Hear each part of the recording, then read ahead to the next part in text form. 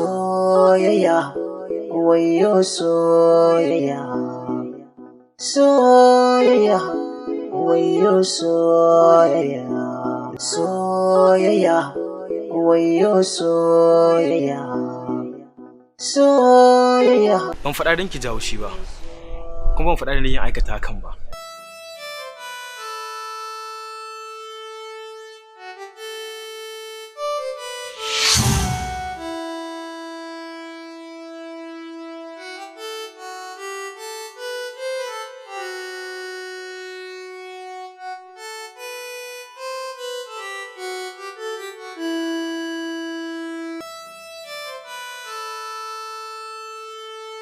Na samu sabon rayuwa ne a dalilin ki.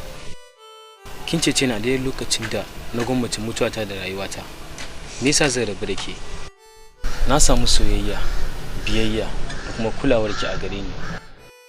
Me kuma ya rage zan roƙa a wajen Ubangiji? Ni fa ko a lahira roƙon Allah nake tashi ni da ke a matsayin mata da miji.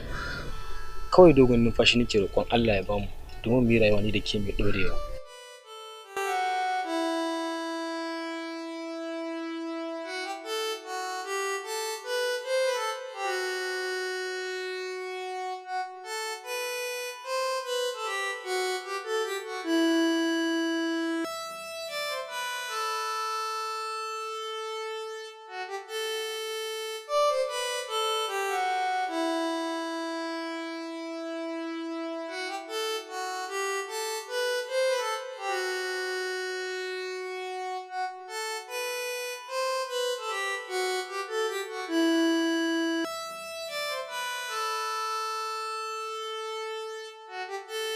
Masoyina.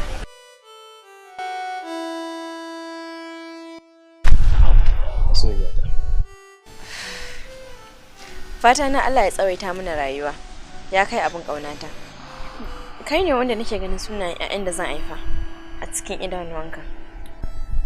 Bakina da idona ba za su iya kwatanta maka adadin son da nake maka ba.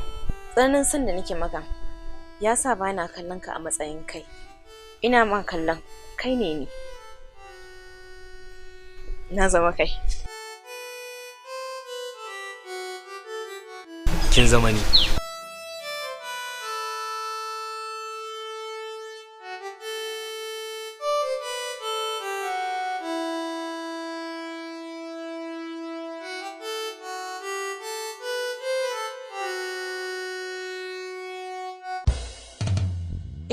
Sakonni daban-daban soke aikawa cikin zuciya, so bai duba kyandiri ko siffa ko kotilin dukiya. Duk girman yari ɗan sarki tilas ne ya so gimbiya. Ni ban zo da yaudara ba, kuma ban zo da matsala ba. Alkawari na so ki karɓa, zuciya ke kaɗai ta zaɓa. Kira da ke kibin rumfa, inda kika yi zana ba. Ba zan jure jira ba, kuma ba zan